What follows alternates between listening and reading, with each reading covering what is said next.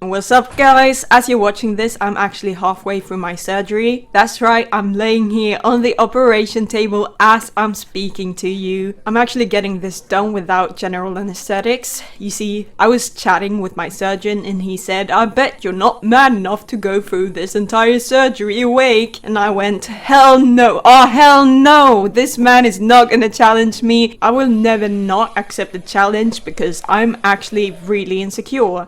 So yeah, he's with me right now. Doctor, do you want to say hi to my subscribers? Oh, hello YouTube. Remember to subscribe to Myle's channel. Ouch, ouch, be careful with the scalpel. You just stabbed me in the thigh. What the hell, man? Empty, Myles, my bad. It's dripping everywhere. I'm sorry, man. It's alright, I can't be mad at you. You're doing me a big favor here, so...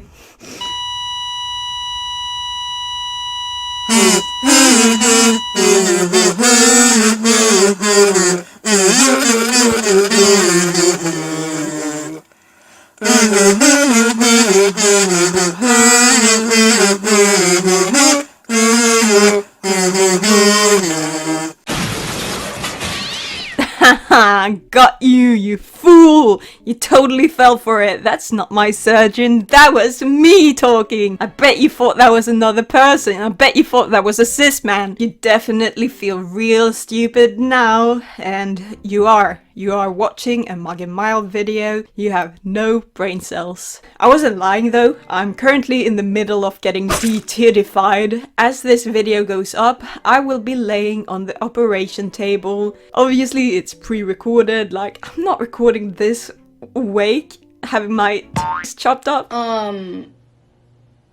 Big boobs?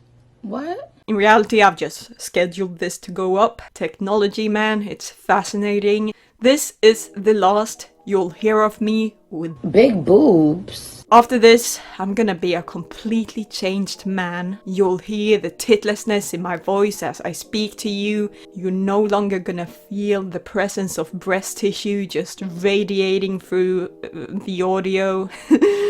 What? The world as we all know it will never be the same. You'll feel Myle's titlessness in the air. I don't know when I'll return because quite frankly, this is my first time getting surgery, so I don't know how I'll recover. I don't know how my body takes surgery, but I'm young, dumb, and full of gum.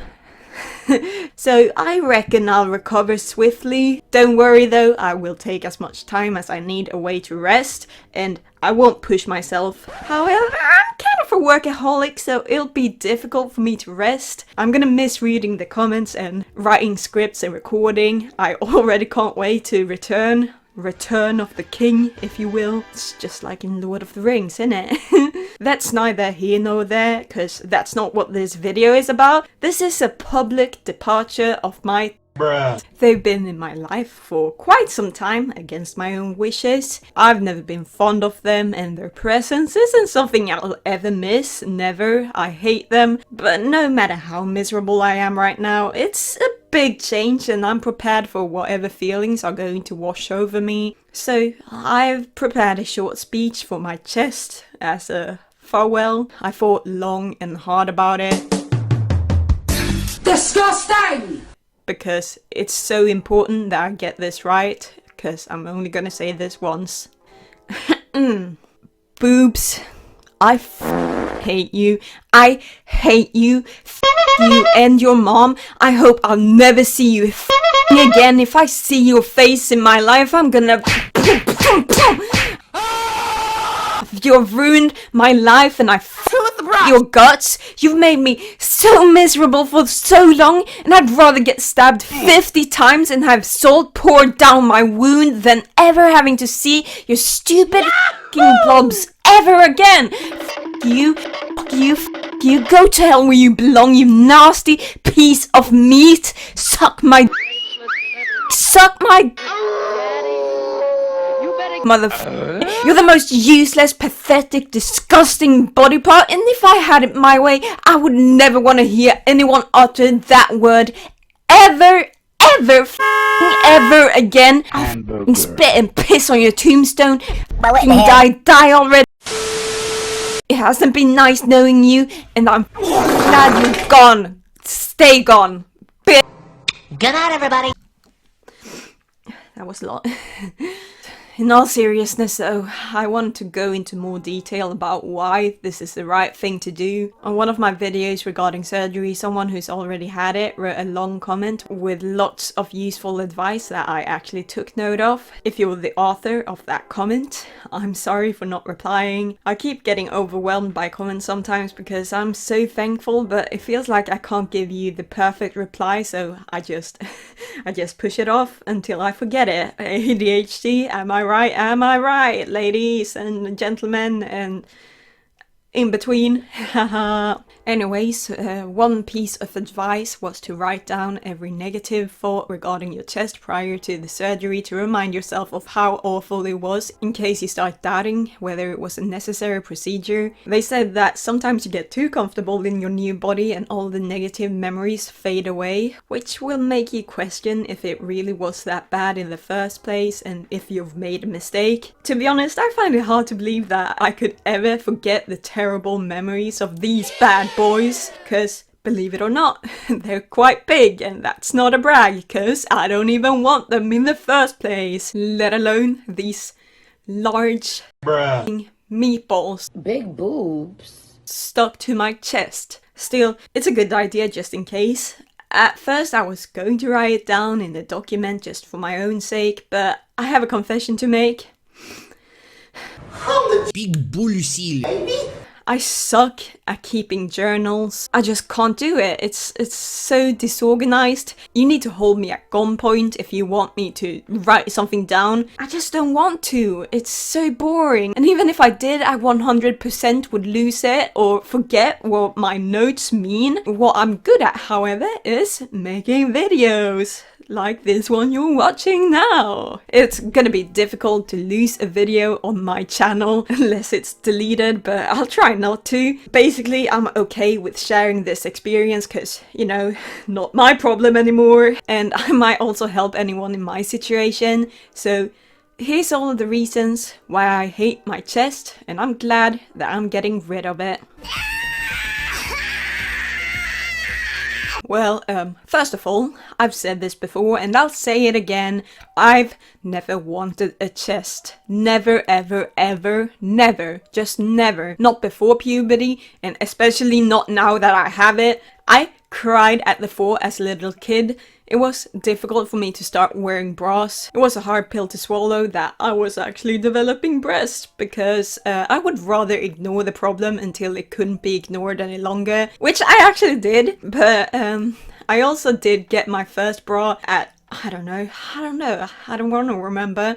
It was flowery with Hello Kitty. I hate it. I hate it so much. And I can't remember wearing it more than 3 times before I needed to get something more sporty that would flatten my chest more. That's what I then stuck to, but I was still never happy about it. Years later though, when I've grown, I had the brilliant idea to get a proper bra once again.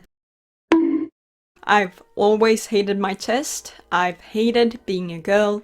I've hated being feminine and being in denial. I did what a lot of trans people do and overcompensate. I thought that maybe I hated my chest because I didn't have a proper bra to make it look good. So I got one and I wore it one day, and once I came back home, I was bawling my eyes out. I hated it so much. I was in so much emotional distress. 17 and crying my eyes out for no other reason than having to wear a bra for a couple hours.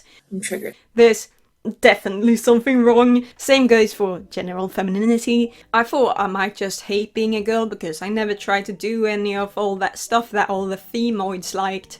So I tried it out and I guess I looked pretty in makeup and a dress, but Kill everyone now! it just wasn't me. It was a costume. Condone first-degree murder! I wasn't wearing it for my own sake. I was wearing it for everyone around me, playing the role I was assigned at birth because I knew that's what everyone wanted. That's what would give me acceptance, validation, and the love I wanted and needed. But I was still so miserable because even though I portrayed what I thought everyone wanted to see, I could never let anyone in because it was only a thin coat of paint over a building that was a wreck on the inside, and I didn't want anyone to see that.